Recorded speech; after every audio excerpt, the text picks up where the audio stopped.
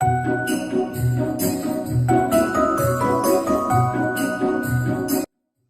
آپ جانتے ہیں کہ بائبل مقدس جو خدا کا الہامی کلام ہے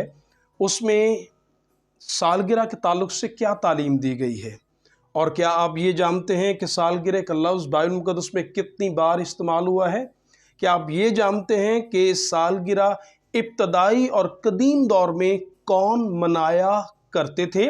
اور آج مسیحیت میں کیا ہمیں سالگرہ کو سیلیبریٹ کرنا چاہیے یا نہیں؟ آج ہم انہی سوالوں پر تھوڑی دیر کے لیے بائبل مقدس میں غور کریں گے۔ جب ہم بات کرتے ہیں لفظ سالگرہ تو لفظ سالگرہ کا جو لفظی مطلب ہے وہ ہے جنم دن، جو فارسی زبان کا لفظ ہے۔ جس روز انسان اس دنیا میں جنم لیتا ہے، پیدا ہوتا ہے، تو وہ دن اس کا سالگرہ مطلب اس کے جنم دن جو ہے اس کے طور پر یاد رکھا جاتا ہے۔ اور بائبل مقدس کی تاریخ میں جب آپ اسے پڑھیں تو کیا بائبل مقدس اس کے متعلق کیا تعلیم دیتی ہے؟ یاد رہے بائبل مقدس کے اندر پوری بائبل عہد عتیق اور عہد جدید میں صرف اور صرف 3 مرتبہ لفظ جو ہے سالگرہ استعمال ہوا ہے۔ ایک بار عہد عتیق اور 2 بار عہد جدید کے اندر۔ اور سالگرہ کے واقعات یاد رہے وہ صرف 2 ہیں۔ یہ ہے کہ ایک ذکر عہد عتیق میں واقع کا ہے اور ایک واقعہ عہد جدید میں ہے۔ بائبل مقدس میں جو پہلا واقعہ جہاں پر سالگرہ کا ذکر آیا ہے وہ میں نظر آتا ہے اس دور میں جب کلام کہتا ہے جب یوسف جو ہے وہ مصر کے اندر ہے اور اس وقت فرعون جو ہے اور اقتدار میں ہے۔ کلام کہتا ہے اگر پیدائش کی کتاب اس کا 40واں باب اور اس کی 20ویں آیت پڑھیں تو وہاں پر ہمیں نظر آتا ہے کہ وہاں پر مصر کا بادشاہ فرعون جو ہے وہ اپنی سالگرہ سیلیبریٹ کر رہا ہے، منا رہا ہے۔ اور کیا وہاں پر تحریر ہے؟ اگر ہم 40واں باب 20ویں آیت پڑھیں تو لکھا ہے اور تیسرے دن جو فرعون کی سالگرہ کا دن تھا، یوں ہوا کہ اس نے اپنے سب نوکروں کی ضیافت کی اور اس نے سردار ساکی اور سردار نانپس کو اور اپنے نوکروں کے ساتھ یاد فرمایا۔ اب یہاں پر لکھا ہے کہ فرعون اپنی سالگرہ منا رہا ہے اور کلام میں لکھا ہے اس نے اس روز جب اس کا جنم دن تھا تو لکھا ہے بہت سارے لوگوں کو انوائٹ کیا، ایک دعوت دی، ضیافت کی، اور لکھا ہے اس ضیافت میں اس نے اپنے 2 نوکروں کو جو اس کے خدمت گزار تھے، ایک ساکی اور ایک نانپس، ایک جو مہ کے اوپر مختار تھا اور ایک جسے اس نے اس کے کھانے کے اوپر اختیار بخشا تھا۔ کلام کہتا ہے ان دونوں کسی وجہ سے بادشاہ کے قصوروار ہوئے اور انہیں قید خانہ میں ڈالا گیا، اور یہ وہی قید خانہ کی جگہ ہے جہاں پر یوسف ان سے ملا۔ اور کلام میں لکھا ہے ان دونوں نے خواب دیکھا اور یوسف نے ان کے دونوں کے خوابوں کی جو تعبیر کی، کلام کہتا ہے ٹھیک اسی طرح ہوا۔ اور لکھا ہے جس طرح یوسف نے خواب میں بتایا تھا اس نے ساکی کو بتایا کہ 3 دن کے بعد تو بحال ہو جائے گا، اور نانپس کو اس نے بتایا کہ جو خواب تو نے دیکھا اس خواب کے مطابق تو 3 روز کے بعد بادشاہ تجھے یاد کرے گا، لیکن تجھے سزائے موت دے دی جائے گی، تجھے ہلاک کر دیا جائے گا۔ ٹھیک اسی طرح ہوا۔ اپنے سالگرہ کے روز فرعون ایک بڑی ضیافت کرتا ہے، اپنے خادموں کو یاد کرتا ہے، اور دیکھا ہے ساکی کو اس کے مرتبہ پر بحال کر دیا گیا اور نانپس کو کلام کہتا ہے اسے سزائے موت دی گئی، اسے ہلاک کر دیا گیا۔ یہ بائبل مقدس کا پہلا واقعہ ہے جو عہد عتیق میں پیدائش کی کتاب میں بزرگ موسیٰ پر خداوند نے الہام سے ظاہر کیا کہ کس طرح قدیم دور میں یہ روایات تھی موجود تھی، یہ رسم موجود تھی کہ لوگ اپنے جنم دن کو منایا کرتے تھے۔ اور اگر ہم بائبل مقدس میں سے ایک اور واقعہ جو پوری بائبل میں صرف 2 واقعات ہیں، ایک عہد عتیق میں سے ہم نے ابھی پڑھا اور ایک عہد جدید میں ہے، اور عہد جدید میں ہمیں وہ واقعہ نظر آتا ہے جب ہم مرکز کی انجیل، گو کہ متی کی انجیل میں بھی اس کا ذکر کیا گیا، لیکن ذرا زیادہ وضاحت کے ساتھ مرکز کی انجیل اور اس کے اگر ہم چھٹے باب میں دیکھیں مقدس کلام میں، مرکز کی انجیل اس کا چھٹا باب، اور ہم مقدس کلام میں سے اس کی 21ویں آیت اپنی ہدایت اور رہنمائی کے لیے مقدس کلام میں سے دیکھیں گے۔ مقدس کلام میں تحریر ہے، اور موقع کے دن ہیرودیس نے اپنی سالگرہ میں اپنے امیروں اور فوجی سرداروں اور گلیل کے رئیسوں کی ضیافت کی۔ اب یہاں پر مقدس کلام میں لکھا ہے ہیرودیس، جو کہ ایک طرح سے نام نہاد یہودی لیکن رومی حکومت کا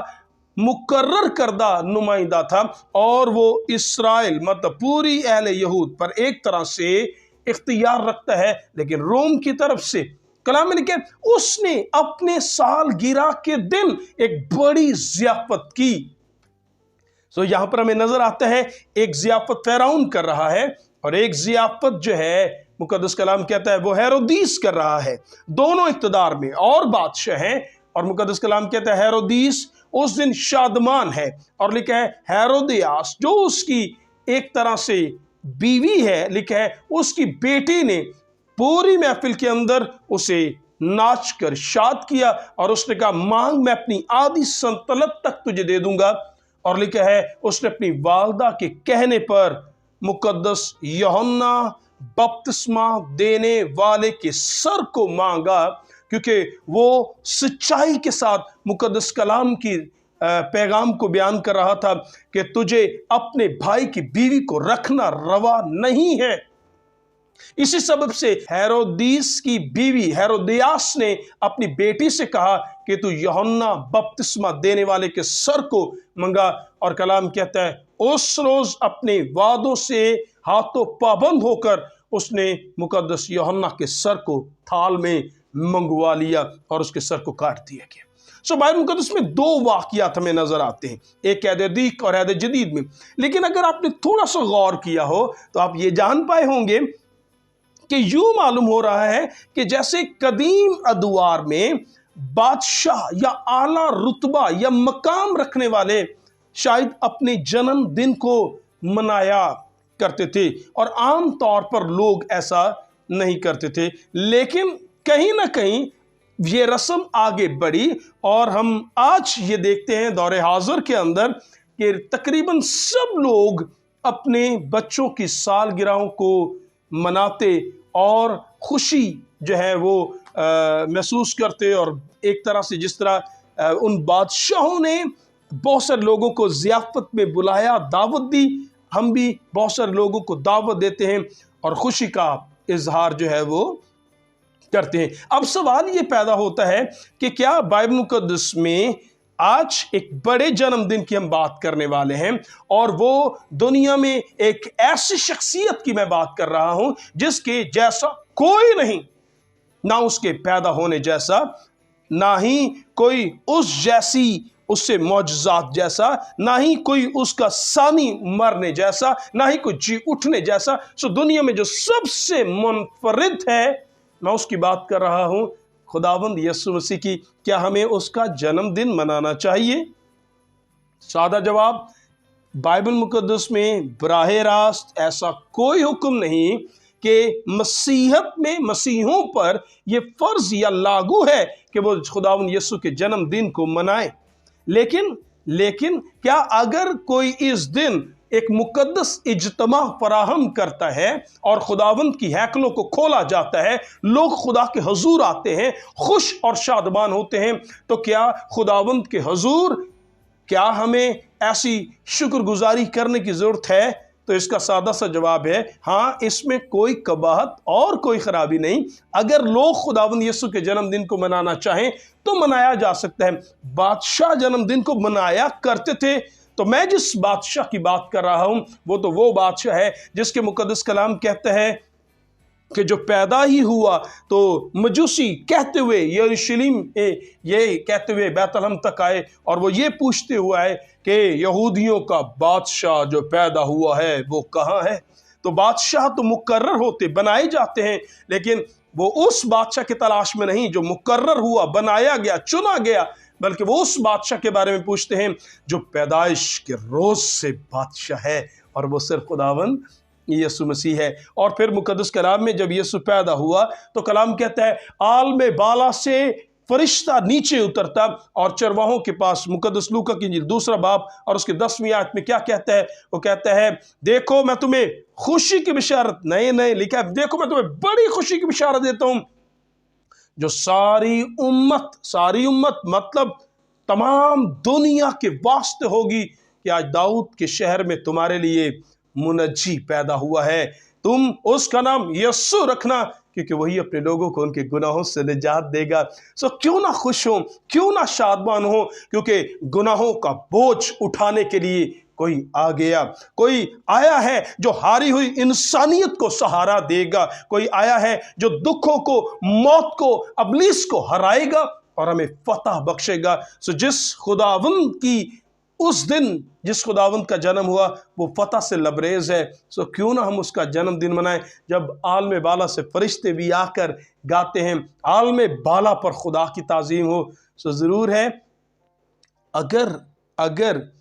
शादमानी के साथ लोग खुदा के ज़रूर झुक कर खुदावंद के उस बड़े फजल, उस बड़ी निजात के लिए खुदा का शुक्रिया अदा करते और फरिश्ते की तरह दूसरों को ये खुशी का पैगाम देते हैं आज दाऊद के शहर में मुनज्जी पैदा हुआ है, तो फिर तो ये खुशाइन और बाबरकत बात है। लेकिन अगर कहीं हेरोदीस की सालगिरह की तरह मुकद्दस यूहन्ना के सर को कलम करके खुदावंद के दिल पर चोट की जाती है, अगर गलत रास्ते इख्तियार करके खुदावंद को गमगीन किया जाता है, अगर गलत पहनने, गलत खाने, गलत पीने से खुदावंद को गमगीन किया जाता है, अगर खुदावंद से दूर रहकर खुदावंद को गमगीन करके हम सोचते हैं कि हम यस्सु का जन्मदिन मना रहे हैं, तो ये तो मुनासिब नहीं। लेकिन अगर खुदावंद की कुर्बत में रहकर खुशखबरी को जानकर समझकर और फैला रहे हैं तो ये खुशाइन बात है। और काश हम सब इसी सोच के साथ हर रोज़ एक तरह से मसीह यीशु का जन्मदिन मनाएं कि आज दाऊद के शहर में हमारे लिए मुनज्जी पैदा हुआ है। काश ये आने वाला क्रिसमस हम सब के लिए खुशियों से भरा हो और हम इस निजात के पैगाम को दुनिया के कोने कोने तक पहुंचा सकें कि आज दाऊद के शहर में हमारे लिए मुनज्जी पैदा हुआ है। खुदावंद आप सबके साथ हो। आमीन।